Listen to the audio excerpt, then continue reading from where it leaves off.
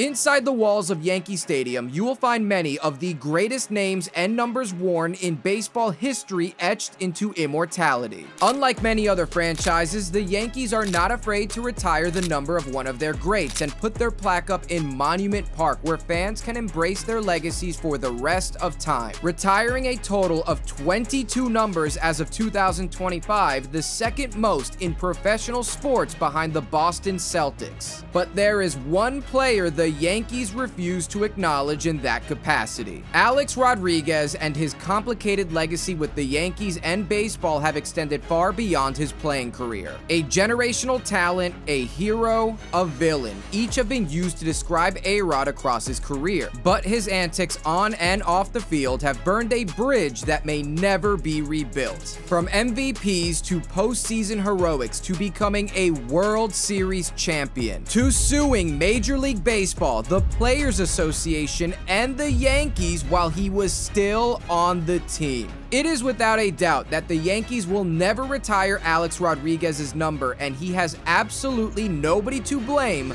but himself. You gotta give us a shot! You know what? You gotta give us a shot, Okay, Tom. listen to me and let me hear what I'm saying, okay? You get your shot. You had your shot right there in the situation. Alex Rodriguez's major league career can be best described as complicated. Spanning 22 years, he was a 14-time All-Star, hit 696 home runs, won 3 MVPs, 2 with the Yankees, and came in the top 15 of MVP votes 14 times. He had over 3,000 hits, was a World Series champion, and a hero in 2009 for the Yankees. Numbers-wise, he was an all-time great, yet he was never beloved, not by fans, not by teammates, and not by the very franchise he spent most of his career with. Coming into the league with the Mariners as an 18-year-old shortstop in 1994, Arod showed great promise. His 7-year tenure with the Mariners was historic in its own right, with a 38.1 WAR in that time frame, which averages to 7.8 per 162 games. He hit 189 home runs, batted .309, and had an OPS plus of 138. He would then leave Seattle and enter free agency at 24 years old at the end of the 2000 season, where he would sign the largest contract in baseball history at the time with the Texas Rangers. A 10-year, $252 million deal. More than double the amount any team in MLB had ever guaranteed to a player, which today is the equivalent of $460 million, making him the highest paid athlete in the world at that time. And Arod immediately would live up to the expectations that came with this record-breaking deal. In 2001, he hit an American League leading 52 homers, came in 6th in MVP voting, and was an All-Star and a Silver Slugger. In 2002, he hit a Major League leading 57 homers and 142 RBIs. He'd come in 2nd in MVP votes, won his first Gold Glove, won his 6th Silver Slugger, and was an All-Star again. And in 2003, he would win his first MVP, slugging an AL leading 600 with a Major League leading 47 home runs. He was an All-Star yet again, won another Gold Glove, and yes, another Silver Slugger. He was undoubtedly the best shortstop on the planet, and the Rangers were definitely getting their money's worth. But as good as he was, the Rangers were not. They would finish last in the AL West every year from 2000 to 2003. This is when things would get complicated. The Rangers wanted out of Arod's contract. So in the 2003 offseason, they agreed to a deal with the Red Sox to trade him for Manny Ramirez and a 19-year-old pitching prospect named John Lester. That deal would famously fall through. The Players Association would veto it because the trade ultimately meant a voluntary reduction in salary by Arod. With Arod staying on the Rangers, they then, in a weird twist, named him team captain. But then there was another strange turn of events that would happen. Before the 2004 season started, Yankees postseason hero Aaron Boone suffered a severe knee injury while playing a game of pickup basketball. It would require surgery and also sideline Boone for the entire 2004 season. The Yankees pivoted quickly, knowing the Rangers were shopping Arod. They would trade their starting second baseman Alfonso Alfonso Soriano to the Rangers for Arod, as long as the Rangers would cover $67 million out of the $179 million left on his contract. This, however, brought up one large issue. Derek Jeter, who was just named captain of the Yankees the year prior in 2003, was already a perennial all-star and a four-time World Series champion, was already the starting shortstop. The Yankees and their fan base were extremely loyal to Jeter. Arod and Jeter had a very complicated friendship throughout the years. They would first meet in the spring of 1993 at a college baseball game between the University of Miami and the University of Michigan. Jeter would be drafted in 1992, and Arod would be drafted first overall in 1993. They both became sensations in the majors, winning accolades and awards left and right in their early careers. In 1997, alongside other top shortstops Alex Gonzalez, Edgar Renteria, and Ray Ordonez, Arod and Jeter would appear on the cover of Sports Illustrated that featured the now infamous shirtless photo shoot. As rising stars in the game, they became incredibly close, so close in fact that when their teams would face each other, they would often sleep over at each other's houses. They became the targets of teasing from former and current teammates. Doug Minkiewicz, who was a high school teammate of Arod, once asked Arod if he was going over his boyfriend's house. Jeter's teammate Jim Leyritz once had to remind Jeter that Arod didn't play on the Yankees and he was on the other team.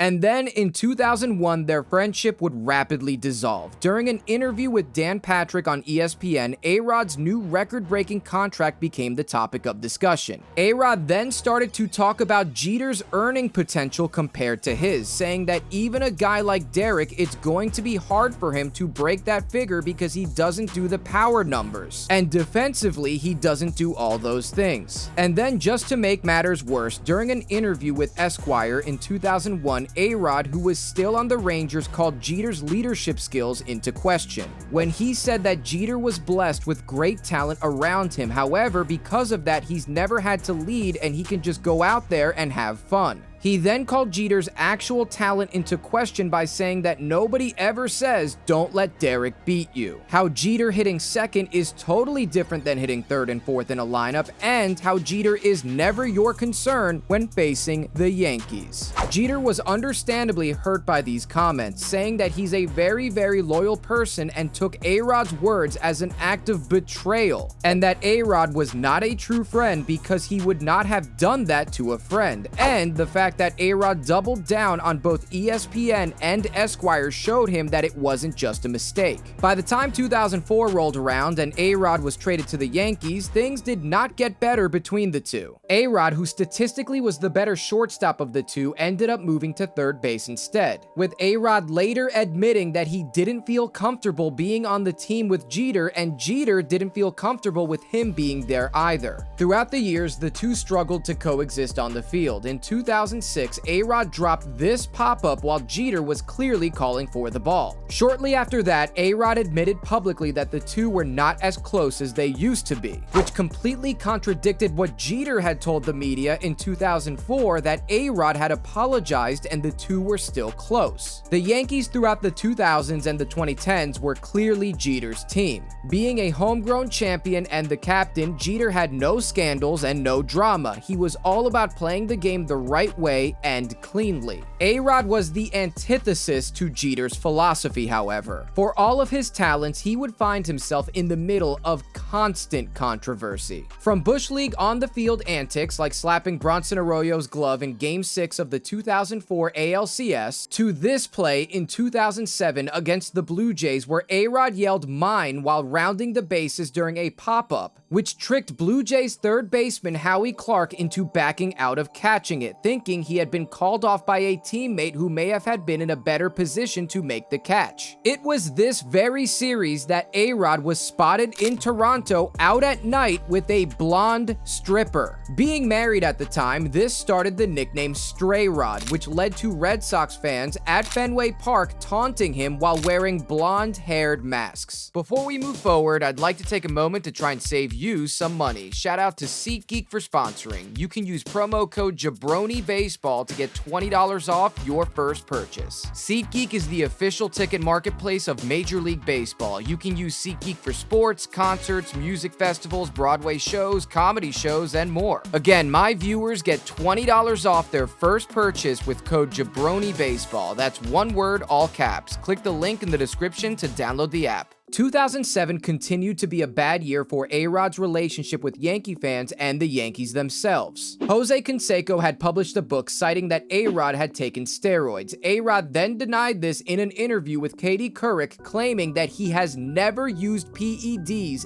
ever. For the record, have you ever used steroids, human growth hormone, or any other performance-enhancing substance? No. Then, on October 28, 2007, the World Series between the Red Sox and the Rockies, A-Rod's agent announced that he would be opting out of his contract, officially making him a free agent. Fans felt betrayed by this because A-Rod, throughout the 2007 season, had said over and over again that he wanted to stay with the Yankees for the rest of his career. However, because of that opt-out, the Yankees lost $21.3 million in remaining payments that the Rangers were making from his original contract, which was part of the agreement in the 2004 trade between the teams. Fans and the media criticized both A-Rod and Boris for the timing of the opt-out and for not meeting with Yankees ownership before he did. MLB's chief operating officer said the timing of the opt-out during a World Series game put Boris's selfish interest and that of one individual player above the overall good of the game.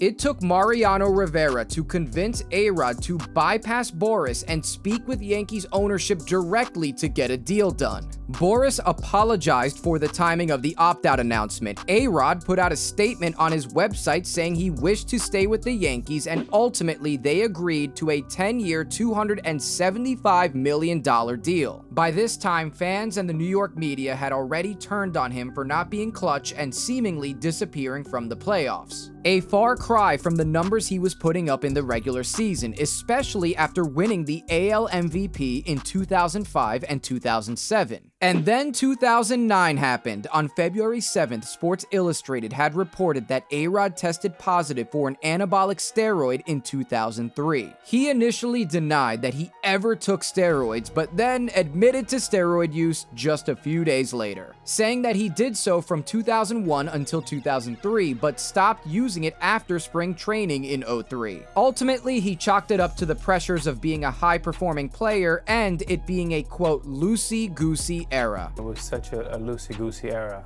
that I'm guilty for a lot of things. He then held a press conference where many Yankee teammates were there to support him as he spoke to reporters on his steroid use from 2001 until 2003. Later that year, the Yankees won the World Series for the 27th time. A-Rod was largely credited as the linchpin of the 2009 playoff run, batting .365 with 19 hits, 6 homers, 18 ribbies, and 15 runs scored in 15 postseason games. A-Rod, a New York native and now postseason hero, was finally in the good graces of Yankee fans, New York media, and the Yankees, right? Wrong. In 2012, A-Rod was pulled from the Yankees lineup in Game 1 of the ALCS against the Tigers in the 8th inning. At the time, the Yankees were losing 4-0. Instead of paying attention to the game, he decided to start flirting with 2 women sitting behind the Yankees dugout. He then had a bat boy give them a ball where A-Rod had put a note on it asking for their numbers. One of the women reportedly wrote her number down and threw the ball back to A-Rod. The two were also reportedly exchanging glances afterwards. The Yankees would then tie the game in the 9th and the game would go 12 innings. In the 12th inning, Derek Jeter broke his ankle, and then that's when A-Rod started paying attention to the game, where the Yankees would ultimately lose 6-4. Fans were reported to be disgusted by A-Rod's behavior, saying that they were stunned that he wasn't focusing on such a critical game and was more interested in adding a couple of phone numbers to what must be a very, very large collection. To add to the bizarre behavior, A-Rod was also dating WWE wrestler Tori Wilson at the time. 2013 would prove to be an even worse year of tension between Arod and the Yankees, where he was the key player highlighted in the Biogenesis scandal, which implicated that he was once again using performance-enhancing drugs between 2010 and 2012. Arod publicly denied that he was taking any PEDs. While these headlines were making the rounds, though, he was also rehabbing from a hip surgery he had in January. He had announced on Twitter that his doctor medically cleared him to play games, but Yankees GM Brian Cashman said that Arod's doctor didn't have the authority to clear him. Then in July of 2013, 2 days before finishing his rehab assignment in the minors, an MRI showed that he had a quad strain that delayed his return to the majors. Arod then got a second opinion, to which his doctor said there was no injury. The Yankees front office had to step in once again, saying that Arod violated league rules for seeking a second opinion without the team's permission. On August 5th, 2013, the day he made his return to the Yankees, MLB announced that he would be suspended through the 2014 season for his involvement in the Biogenesis clinic scandal. Arod decided to appeal this, but his issues with the Yankees front office would only just continue. Arod's lawyers accused the Yankees and their head team doctor of mishandling his hip injury, saying that the Yankees withheld the injury from him in an effort to have Arod continue to play in 2012. Yankees team president Randy Levine then said he would feel happy if Rodriguez never played again.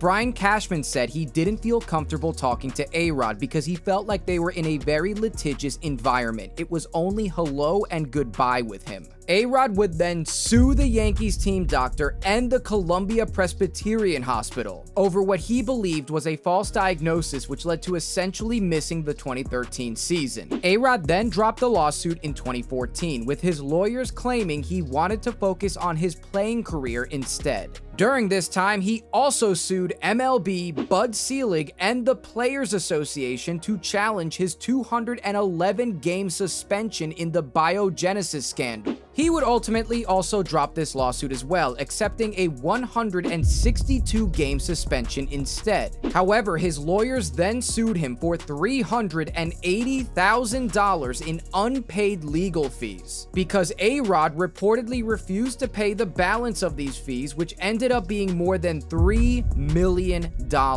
But then he finally admitted to using PEDs from the Biogenesis clinic after he was granted immunity from the DEA, which just 18 days prior he was denying the allegations completely, furthering the tension between the Yankees and Arod. MLB suspended Arod for the entirety of the 2014 season, which included the playoffs. It was the largest suspension in baseball history at the time, which also meant that he would be completely absent for Derek Jeter's final season. Brian Cashman then announced that Arod would no longer be the Yankees' everyday third baseman, and he would be the DH upon his return. When he returned in 2015, Arod met with the new MLB commissioner Rob Manfred to personally apologize for his past behavior. He then sent a handwritten letter of apology to the Yankees, the Steinbrenner family, the fans, the Players Association, and Major League Baseball. 2016 would be his final year in the majors, announcing his retirement in a press conference on August 7th and playing his final game on August 12th. There was no year-long farewell tour like Jeter or Mariano. The Yankees did have him play third base for one batter, which was the only time that year that he played on defense. A sold-out crowd did cheer for him, and the Yankees played a video tribute thanking him on top of being presented a framed number 13 jersey and a base signed by his teammates. The Yankees then released him, but signed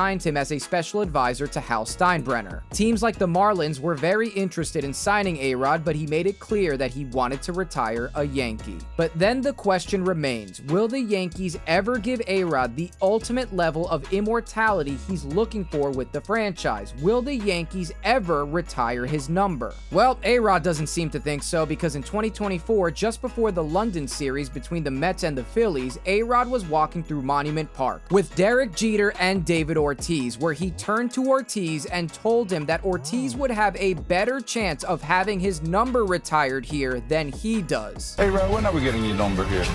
Papi, you have a better chance of getting your number retired than I do. With all that being said, the Yankees will likely never retire Alex Rodriguez's number because of his very complicated legacy. While his stats are Hall of Fame caliber, the Yankees tend to reserve number retirements for players with a more universally positive impact on the franchise's image, fan base, and culture. His post-playing rehabilitation in the media has helped his image, and seemingly the relationship between him and Derek Jeter and the Yankees has gotten better. But ultimately, he still hasn't fully erased the baggage from his playing career, and it's possible that he never will. Thanks for watching. If you enjoyed this video, please leave a like and subscribe. It really helps me and the channel out a ton with making these videos, and I really do genuinely appreciate that. What are your thoughts on A-Rod's legacy with the Yankees? Will they ever retire his number? Sound off in the comments below, and I'll catch you in the next video. Later.